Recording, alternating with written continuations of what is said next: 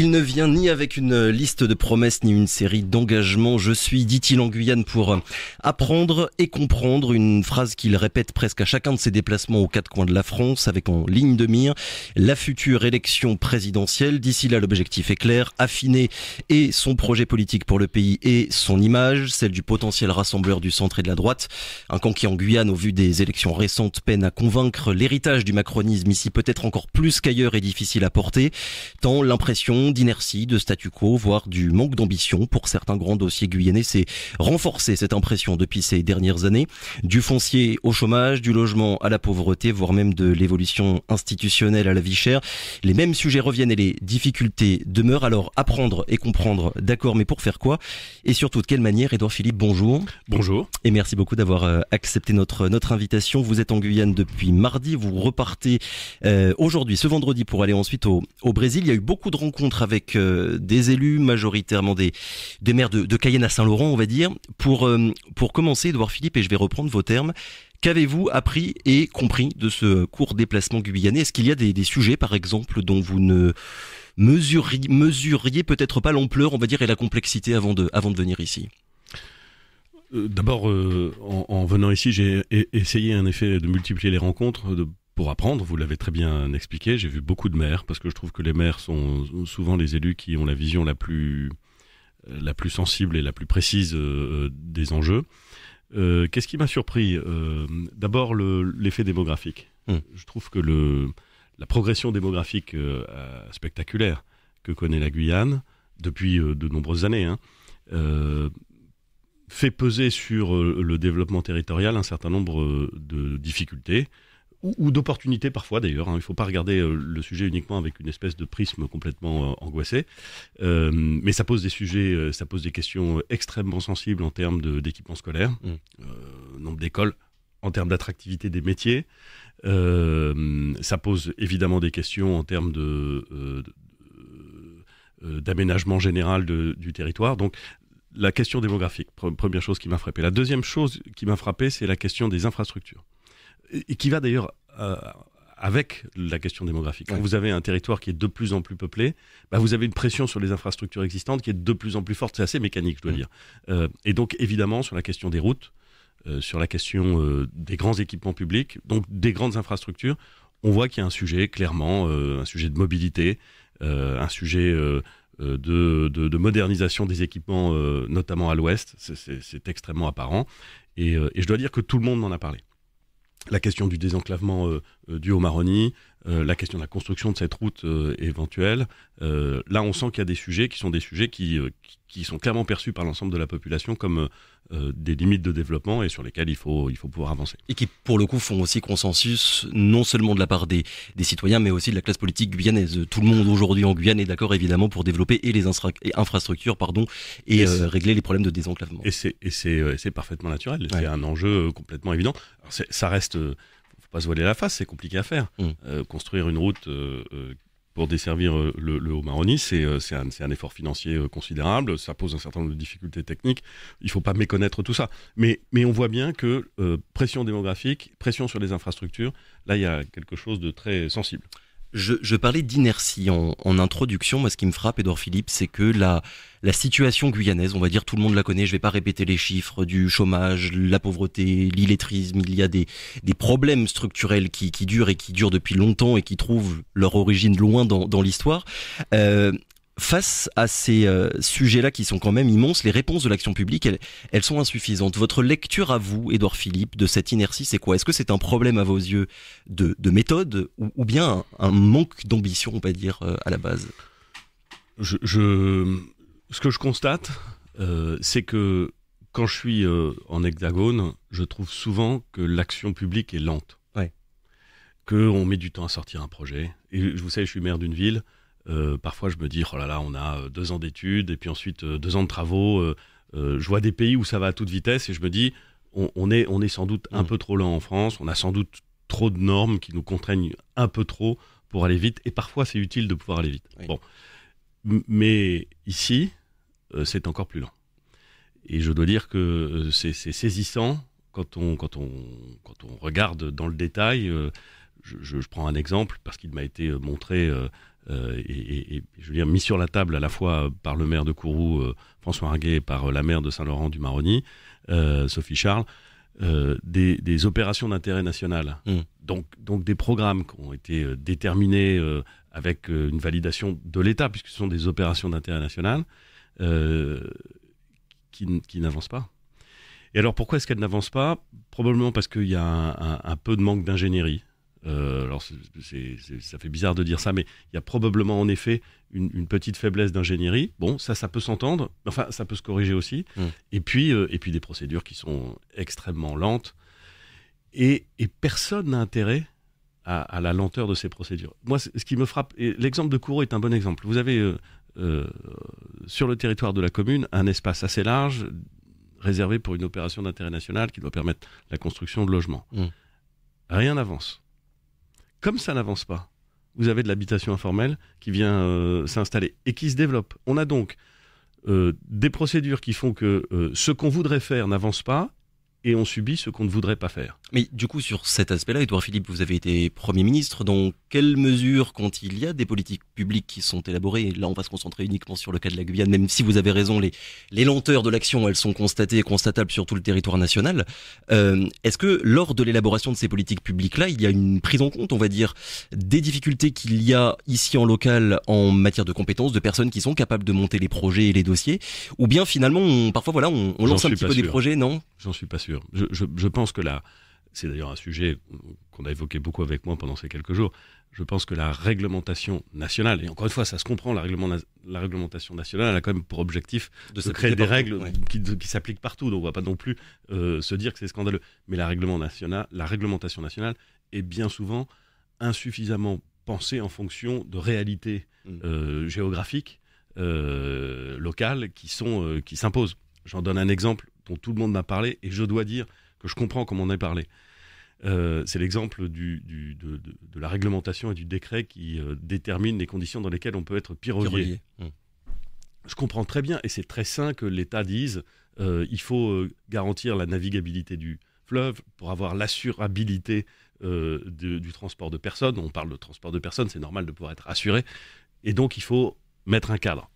Personne ne peut être contre, et je suis totalement pour. Sauf que si la réglementation qui est issue de cette volonté est radicalement et totalement inapplicable, soit on se fait plaisir en faisant des textes, soit en réalité on ne règle pas le problème. Et c'est totalement insatisfaisant. Et ça amène à un sujet qu'un certain nombre d'élus ont mis sur la table lors de la rencontre que j'ai pu avoir avec eux. Je pense notamment au maire de Sidamari, qui est président de l'association des maires de Guyane, qui est la question statutaire, la question entre guillemets de comment est-ce qu'on organise plus d'autonomie en Guyane. Moi, je suis très favorable au fait que les collectivités, et les collectivités d'outre-mer notamment, aient plus d'autonomie. Je pense que en vérité, je pense que c'est le bon sens. C'est le sens de l'histoire ? Oui, je ne sais pas si c'est le sens de l'histoire, je ne sais pas s'il y a un sens de l'histoire, c'est une question philosophique que je ne veux pas trancher. En tout cas, ça me paraît le bon sens. Parce que justement, quand on a 300 000 ou 400 000 personnes sur un territoire comme la Guyane, on se doute bien qu'il y a toute une série de décisions qui vont être beaucoup plus adaptées si on les prend en connaissance du terrain que si on les prend depuis Paris. Ça me paraît tellement évident que, bon... on aurait très bien pu imaginer, voyez-vous, sur cette histoire de réglementation des piroguiers, on aurait très bien pu imaginer que l'État fixe un cadre relativement général, donnant les objectifs qui devaient être atteints, et qu'il suggère ensuite aux autorités locales de produire une réglementation pour ensuite la valider, plutôt que d'imposer sa réglementation. Donc je pense qu'il y a beaucoup de place pour une plus grande autonomie dans la prise de décision, dans la réglementation qui doit arriver. Alors, il y a, Édouard Philippe, la question, et vous avez raison d'en parler, la question de l'ingénierie, des compétences, du statut de la Guyane, mais je reviens quand même sur la volonté politique, finalement, qui est mise en œuvre par l'État. L'exemple caricatural de cette impression finalement que les moyens ne sont pas mis sur la table, c'est la route du fleuve. Vous avez commencé à en parler il y a quelques minutes. On a d'un côté des habitants qui disent il faut désenclaver totalement la Guyane pour permettre à tous les habitants de circuler sur le territoire guyanais comme n'importe quel Français dans l'Hexagone. Et de l'autre côté, on a un président de la République quand il vient en Guyane et qui annonce une piste améliorer? Comment est-ce que vous vous situez, vous, dans ce décalage, mais pas que sur le sujet du désenclavement, le décalage entre la réalité, les besoins, on va dire, de tout le monde, et puis de l'autre côté, les mesures qui sont annoncées? Je voudrais pas tomber dans l'espèce de travers que personnellement je trouve insupportable de quelqu'un qui vient pendant deux jours et demi et qui ensuite a un avis sur tout et dit exactement ce qu'il faut faire. Ce que j'ai entendu, et ça compte, c'est la volonté très fermement exprimée d'élus, et pas seulement d'élus, de désenclaver le Haut-Maroni et d'avoir cette route du fleuve, je ne sais pas s'il faut l'appeler comme ça, route du fleuve, mais enfin appelons-la comme ça. C'est exprimé très clairement et ça s'entend, ça se comprend très bien. Bon, est-ce que c'est la priorité absolue par rapport à d'autres priorités en Guyane? J'ai tendance à penser que c'est pas forcément à moi de répondre à cette question. Est-ce qu'il faut améliorer la route littorale? Est-ce qu'il faut imaginer des nouvelles formes de transport, par exemple avec du transport ferroviaire dans un certain nombre de cas? En tout cas, la question est posée. Mais je vois bien l'idée et je ne crois pas qu'on puisse durablement, dans un pays qui voit sa population augmenter, dans un pays où le sujet de l'exploitation des richesses est un sujet extraordinairement important, que ce soit la pêche ou l'or. On ne peut pas ignorer le besoin d'infrastructures de qualité. Et puis je vais vous dire, c'est même frustrant parce que normalement, une des grandes qualités en France, c'est la qualité des infrastructures. Et donc, pour le développement de la Guyane, pour le développement des populations qui habitent à l'intérieur et sur le fleuve, ce besoin d'infrastructure, il est parfaitement légitime. Comment est-ce qu'on le finance? J'ai aucun doute sur le fait que c'est beaucoup d'argent, aucun doute. Comment est-ce qu'on le conçoit? Ça, c'est pas des sujets sur lesquels j'ai les idées totalement claires, parce que, encore une fois, je prétends pas avoir la vérité après 2 jours ou 3 jours de visite en Guyane, mais ça me paraît extrêmement légitime, et ça me paraît faisable. Je veux dire, il faut s'organiser pour voir ce qui est le plus important, et puis ensuite essayer de dégager des sources de financement. Mais je suis assez convaincu que le développement démographique de la Guyane et les enjeux économiques justifient une politique d'infrastructure ambitieuse. D'ailleurs, j'ai écrit il y a 1 an un livre qui s'appelle « Des lieux qui disent », et j'avais consacré un des 5 chapitres du livre à la question des infrastructures. Je suis convaincu, voyez-vous, que tout à l'heure j'entendais sur votre antenne qu'on évoquait la question du droit du sol et la question de la nationalité. Et ben moi je suis convaincu que les grands travaux d'infrastructure sont une forme d'incarnation d'un grand projet national. Donc je ne fais pas partie du tout de ceux qui pensent qu'il y a là simplement une question technique ou une question financière. Pour moi, une grande politique d'infrastructure, c'est souvent le visage du pays et d'une certaine façon l'incarnation du pays qu'on veut construire. Et quand vous regardez dans l'histoire, il y a énormément de grands projets d'infrastructure qui sont assez constitutifs de ce qu'on veut faire de la nation.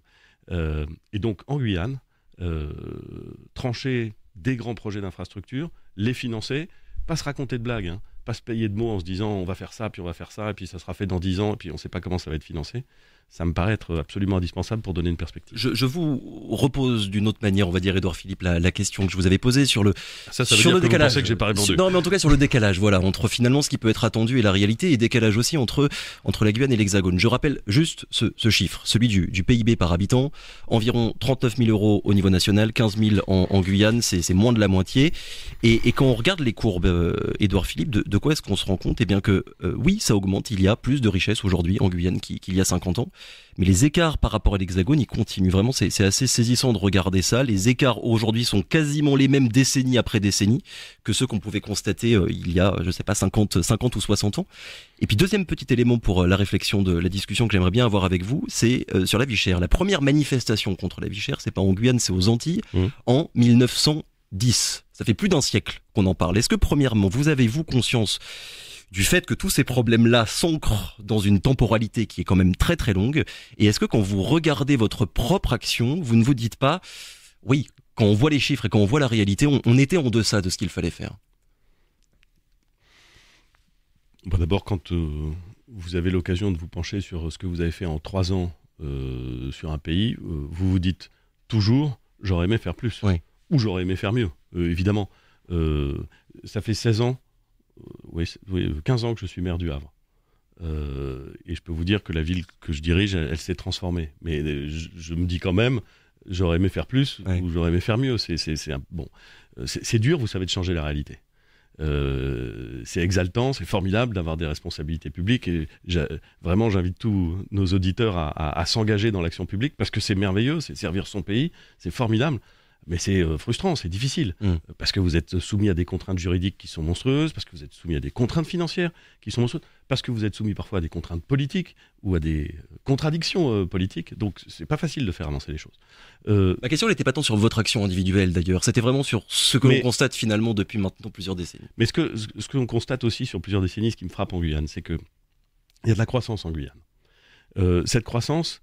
Elle est un peu absorbée, si j'ose dire, en PIB par habitant, par la croissance démographique. Oui. Mais il y a de la croissance. C'est-à-dire qu'on est sur un territoire où il y a des perspectives, où il y a une énergie. Vous savez, il y a des endroits en France où on assiste à un vieillissement démographique très prononcé. Et où, du coup, les perspectives de croissance économique, de développement, d'équipement, sont pas très réjouissantes. C'est pas du tout le sentiment. Ici, on a des défis considérables, mais il y a des perspectives et il y a une énergie. Donc, je suis conscient des difficultés quand je viens en Guyane, mais je suis aussi extrêmement confiant dans la capacité de la Guyane à les relever, même si ça passe par des changements assez massifs dans la façon dont on envisage soit les questions institutionnelles, soit les questions d'infrastructure. Alors j'ai écouté, Édouard Philippe, attentivement vos dernières prises de parole. Votre programme, il n'est pas encore abouti, mais vous distillez, on va dire, un certain nombre de thèmes qui reviennent presque à chaque fois. Impuissance de l'action publique, nécessité de remettre de l'ordre dans le pays, et puis la réduction aussi des dépenses publiques. Sur ce dernier point, c'est, on va dire, votre cheval de bataille pour 2027, une de vos obsessions. J'aimerais savoir dans quelle mesure vous tenez compte ou pas de la situation propre à la Guyane, mais je pourrais d'ailleurs l'étendre à tous les autres territoires d'outre-mer, dans votre réflexion personnelle sur l'utilisation des deniers publics dépensés moins en Guyane quand on connaît les rattrapages à faire et la situation sociale qui est particulièrement dégradée. Est-ce que ça a vraiment du sens ?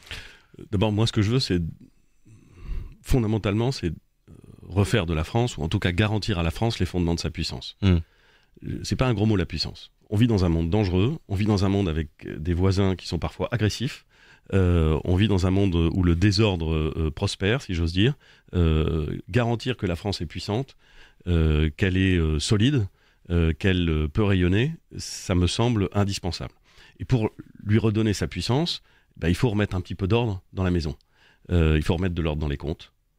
Parce qu'on a laissé s'accumuler une dette par... désinvolture, à mon avis, pendant longtemps, par souci du confort immédiat aussi, et je pense que c'est très dangereux. Et l'essentiel de cette dette, elle est due à l'explosion des dépenses sociales. Il faut bien comprendre ça, c'est moins les dépenses de l'État, et pas du tout les dépenses des collectivités territoriales qui expliquent l'explosion de cette dette, mais bien le fonctionnement du modèle social français. Fondamentalement, on veut garantir un niveau de rémunération et de confort à la population équivalent à d'autres pays comparables en travaillant moins.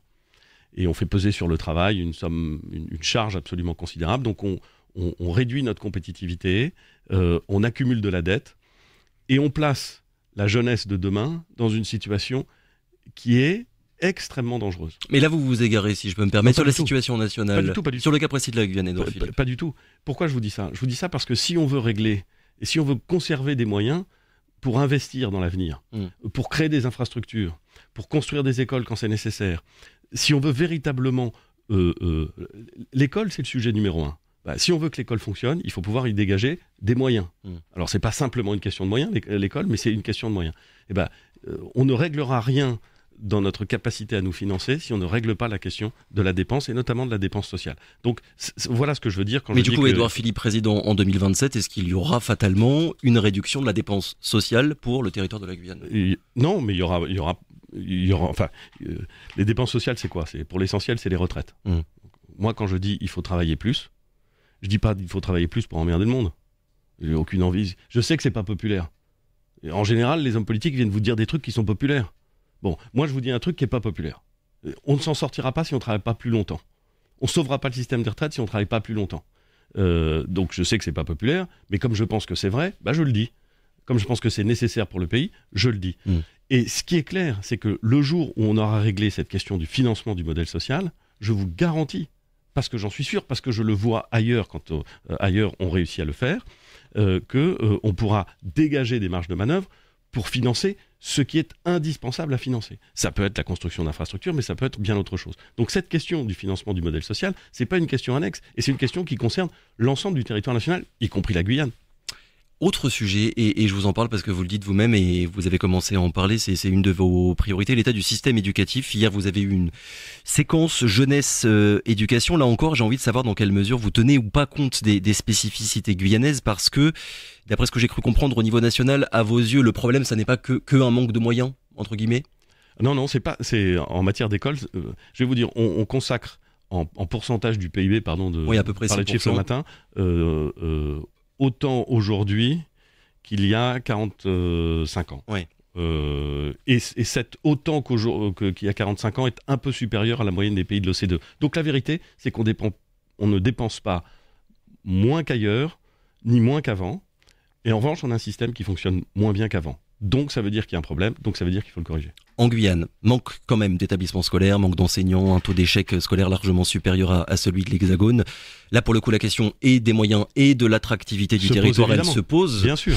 Votre analyse, vos réflexions à ce niveau-là, c'est quoi finalement sur l'état des services publics de manière générale? On parle de l'éducation, mais on pourrait parler de la même manière de la santé, voire de la justice. D'abord, moi, j'étais très intéressé par ce que j'ai vu hier à Saint-Laurent-du-Maroni, dans un lycée, parce que la question de l'éducation, vous avez raison, elle se pose de façon, pour le coup, très spécifique en Guyane. Oui. Et pourquoi ? Parce qu'il y a une explosion démographique. Quand vous voyez des collectivités qui doivent construire des écoles à un rythme qui est quand même extrêmement soutenu, école primaire, collège, lycée, il faut ensuite donc construire des bâtiments, ensuite il faut avoir des professeurs bien formés, il faut pouvoir les attirer ou les recruter. Il y a un taux de recrutement local ou de contractuel dans le système éducatif en Guyane à peu près 40%, qui est supérieur, évidemment, si j'ose dire, à la moyenne nationale, parce qu'il y a une spécificité évidente. Donc il y a un effort d'investissement considérable à fournir, il y a un effort d'attractivité considérable, et puis il y a des choses à inventer. Il y a d'ailleurs des choses assez extraordinaires qui se passent en Guyane en matière de pédagogie. Mais il y a des choses à inventer. On ne fait pas l'école dans les communes enclavées dont on parlait tout à l'heure, exactement comme on l'a fait à Toulouse, à Montpellier ou je ne sais où sur le territoire hexagonal. Donc ça veut dire un besoin d'adaptation. Hier, je rencontrais un directeur d'école qui m'expliquait la façon dont les classes bilingues étaient organisées dans son école primaire. L'essentiel de la population de son école, l'essentiel des enfants, n'a pas le français comme langue maternelle. Bon, comment on fait ? On peut se dire que on fait comme partout ailleurs, c'est-à-dire c'est le français la langue de l'école, hein, on se fait plaisir, on l'écrit, hein, et puis on essaie de le mettre en œuvre, et puis ça marche pas. Ou on peut essayer d'avoir cette maîtrise d'abord de la langue maternelle pour ensuite progressivement basculer vers le français dans le cadre scolaire. Et je trouve qu'il y a là une spécificité, mais une spécificité passionnante. Donc moi j'ai été très intéressé par ce que j'ai vu, et les besoins en matière de formation initiale sont immenses. Les chiffres en Guyane ne sont pas bons. Il ne faut pas se voiler la face en termes d'accès à la lecture, d'accès à l'écriture, d'accès à des diplômes. On est en dessous de la moyenne nationale assez sensiblement, et c'est quand même un des défis majeurs pour la Guyane. On se doute bien qu'une jeunesse bien formée, c'est un atout considérable. Et vous voulez que je vous dise, ce qui m'a frappé aussi, rapidement, c'est que vous avez un phénomène qui n'est pas propre à la Guyane, mais qui est très, très ennuyeux pour la Guyane, c'est le fait que, grosso modo, les jeunes bien formés ont tendance à partir, pas forcément pour revenir. Ça, c'est pas propre à la Guyane. Et finalement, ils sont, entre guillemets, remplacés sur le territoire par des jeunes qui arrivent, qui ne sont pas aussi bien formés que ceux qui partent. Et donc, évidemment, pour le territoire, c'est un sacré sujet. Pour les entreprises, c'est un sacré sujet. Pour les collectivités locales, on parle de fuite de cerveau pour quasiment tous les territoires d'outre-mer. Exactement. Et c'est très net, en Guyane, et ça fait partie des choses qu'il faut essayer de corriger. Et c'est pas facile. Et Édouard Philippe, vous êtes en train de préparer votre programme, je le disais. Est-ce qu'il faut, d'après vous, intégrer les problématiques guyanaises dans chaque grand chapitre, on va dire la santé, le chômage, les transports, ou bien préparer un un volet propre à chaque territoire et surtout avec un plan d'investissement qui se fasse dans la durée, parce que le problème, et on a commencé un petit peu à en parler tout à l'heure, c'est que bien souvent, oui, il y a de l'argent qui est débloqué, oui, il y a des grandes annonces qui sont faites, et oui, parfois il y a une ambition politique qui est relativement marquée, mais ça finit parfois par s'arrêter. Ça a fini par se perdre, parfois parce que les programmes sont longs, parce que certains n'avancent pas. Le crédit des engagements politiques s'en trouve extrêmement affecté. Oui. Franchement, d'ailleurs, je vais vous dire, j'arriverai ici avec une liste de promesses vous disant on va débloquer tant de centaines de millions, voire tant de milliards pour un projet, outre le fait que je n'aurais aucune légitimité à le faire à ce stade. Je ne suis pas sûr que nos auditeurs se diraient « Ah, c'est formidable, le problème va être réglé ». Et ils auraient raison. Bon. Donc je pense qu'il faut essayer d'avancer dans les logiques contractuelles entre collectivités territoriales et État, en se donnant du temps, mais en étant extrêmement rigoureux et en convenant de donc pas de grand plan, mais faire du cas par cas finalement, selon les thématiques et selon les problèmes. Moi, je pense qu'il faut des stratégies par territoire. Je suis assez convaincu de ça. Je pense que c'est vrai pour la France dans son ensemble, c'est vrai pour la Guyane. Une succession de projets ou une succession de projets ne fait pas une grande stratégie. Et donc je crois que ce qui était indispensable, c'est d'avoir une discussion intense avec les élus guyanais sur quelle peut être la stratégie de ce territoire. Comment est-ce qu'on peut envisager dans les 30 ans qui viennent l'exploitation des richesses ici. Moi, je suis frappé, j'ai fait une séquence hier assez passionnante avec les militaires et les gendarmes sur la lutte contre l'orpaillage. Il y a quelque chose d'extravagant à avoir grosso modo 1 tonne d'or exploitée dans un cadre légal et environ 9 à 10 tonnes d'or exploitées dans un cadre illégal. Et un argent public considérable qui est dépensé chaque année pour financer les opérations harpies. Exactement. Et donc une richesse locale qui bénéficie à d'autres. Tout ça n'a objectivement aucun sens. Donc comment est-ce qu'on fait pour, sur tous les sujets, créer une stratégie, infrastructure, exploitation des richesses, développement humain et social, et ça, je crois beaucoup à ça. Donc moi, je serais plutôt partisan d'une stratégie guyanaise, discuter, penser et penser localement. Avec les élus. Dernière question, Édouard Philippe. Vous êtes, et ça pour le coup c'est l'histoire qu'il a voulu, le Premier ministre de la crise sanitaire. Le sentiment de rupture entre l'État et une partie de la population guyanaise, il s'est aggravé pendant la crise sanitaire, la vaccination, les déplacements qui étaient compliqués au sein de la Guyane, mais aussi entre Cayenne et Paris. Les mots qui revenaient tout le temps à l'époque, c'était mépris, inadaptation des méthodes, résurgence du passé colonial, on va dire, et je parle même pas du coup de projecteur que ça a été sur les insuffisances médicales du territoire. Je suis pas là encore une fois pour pointer vos responsabilités individuelles, mais le sentiment de confiance, d'après vous, comment est-ce qu'on le reconstruit ? Vous m'interrogez sur la crise sanitaire et on m'a posé cette question ici. Ouais. Et je crois d'ailleurs que vous avez diffusé un reportage où je donne quelques éléments de réponse là-dessus. Ici en Guyane, on dit beaucoup qu'on a réagi trop fort. Et dans l'Hexagone, et probablement trop tôt. Ouais. Je dis souvent que dans l'Hexagone, les juges m'ont reproché, ou plus exactement, ont fait une enquête sur le thème du est-ce que vous n'auriez pas réagi trop tard et trop faiblement. Bon, moi ce que je veux dire, c'est que... Mais vous avez compris le sens de ma question. Au-delà de la crise sanitaire, c'est vraiment finalement la question qui se pose de cette relation entre l'État et la Guyane. Quand on a une crise de cette ampleur qui secoue, qui désorganise, qui déséquilibre le cadre tel qu'on le connaît, tel qu'on le vit, on se pose forcément des questions. Et cette crise, elle a révélé des choses. Elle a sans doute révélé des choses. Elle a révélé, par exemple, la difficulté de gérer de façon uniforme un dispositif dans la France hexagonale européenne et en Guyane. Est-ce qu'il fallait laisser beaucoup plus de pouvoir localement à la gestion de la crise ? Peut-être. Moi, je vais vous dire, mon sentiment, mais c'est encore une fois toute mon expérience qui maintenant me conduit à ça, c'est que il faut, dans toute la mesure du possible, garantir le plus grand degré d'autonomie au territoire ultramarin et notamment à la Guyane. Et on s'arrêtera là-dessus. Merci beaucoup Édouard Philippe d'avoir été avec nous ce matin. Je le rappelle, ancien Premier ministre de 2017 à 2020. Vous restez encore en Guyane quelques heures, c'est bien ça vous reportez aujourd'hui? C'est un peu frustrant parce que ça va vite. C'était 3 jours très, très intenses, mais très précieux pour apprendre. Et ensuite, direction le Brésil. À très bientôt. Merci beaucoup. Bonne journée.